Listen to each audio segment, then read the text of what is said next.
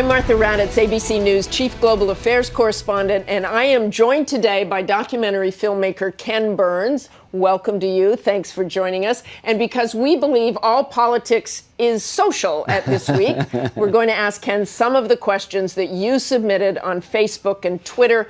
But before we get to those questions, Ken, tell us a little about your new film project, The Address, that will air on PBS in the spring, and why you are encouraging Americans to record themselves reciting the Gettysburg Address. November 19th is the 150th anniversary of Lincoln's delivery of the most celebrated, perhaps greatest speech in all of American history, the Gettysburg Address, 4 months after the greatest battle ever that take place on American soil. I have been spending the last year making a film about a tiny school in rural Vermont that is a boarding school, a place of last resort for little boys who have been bullied and marginalized because of their learning differences, their ADD, their dyslexic, their dysgraphia, all this alphabet soup of problems. But each year they're challenged to memorize and then publicly recite, which is a terror for them, the Gettysburg Address. And they do it. They overcome things. And the school uses the Gettysburg Address as a kind of unifying thing, and has for the last 35 years. And a goal. And remember, Lincoln says it's a new birth of freedom. And when you see it played out 150 years later in the lives of these kids who really just transcend the limitations of their differences and really engage in something, as I was editing it and so moved, I just said, we need to challenge everyone. And I was able to get a lot of notables, including all the living presidents, to sort of read it. And we've mashed them up, and we have a website, learntheaddress.org, and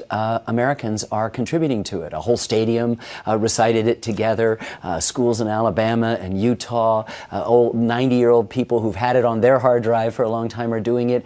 And the idea that we could do something in unison. We like to sing in church. We love to sing "Take Me Out to the Ball Game" at a ballpark. We like to do things in unison, and yet we look at our political landscape and it's so fractured, it's so divided. And we have people from the far right to the far, there's too much pluribus and not enough unum. I'm about that, and I think that what the Gettysburg Address does is reminds us that history is a table around which we can still have a civil conversation. And unfortunately, 83% of college graduates today can't tell you the speech in which someone said government of the people, by the people, for the people. That means we have a lot of work to do to remind us why we agree to cohere. Otherwise, we won't be able to solve the problems up there on that hill. That's a wonderful project, Ken. Now I'm going to go to the questions from our viewers, which I like very much. Eleanor Hooven, I would love to know what makes him choose a particular topic to create a documentary. You know, it's funny. The quick answer is they choose me. I could spend 1,000 years and not run out of topics in American history. I'm a little bit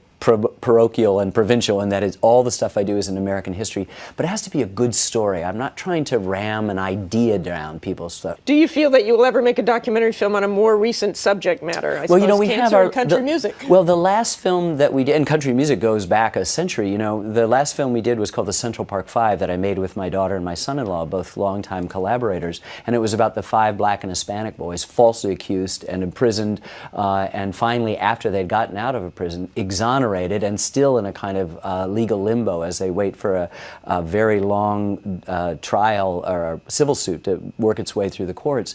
That's a very contemporary story that touches on issues of race that is part of the American narrative back to Thomas Jefferson. But no films on the government shutdown. Not yet. We'll get to that. But we like to have 20 or 25 years to triangulate that. That was a great question from Kyle Wade. Now we have one from Rob Winder. Do you feel we are a historically illiterate nation? If so, what are the consequences and possible remedies? We are a young country, and we are essentially historically illiterate, and the only way you get better and go forward is to know where you've been. It's absolutely critical. Okay, and now we go to the lightning round. Favorite film? I like The Seventh Samurai by Akira Kurosawa. It's sort of a Japanese Western from the 1950s, and I've never seen a better film. If you could interview one person in history, who would it be? Abraham Lincoln. I knew you were going to say that. That's an easy one. One piece of advice for young filmmakers. You know, for young, I think there's... If you want to be a doctor, a lawyer, or an Indian chief, you know, I know what the course is. But if you want to be a documentary filmmaker particularly, you have to know who you are. That is to say, actually, at some point, maybe say, you know what, I don't have something to say. So be true to yourself. That you need to have a voice. You need to have something to say. Not just editorially, but you need to know that you want to say something.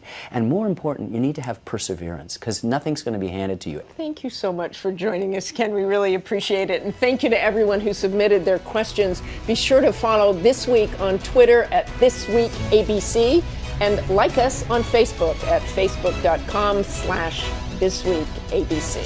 Have a great day.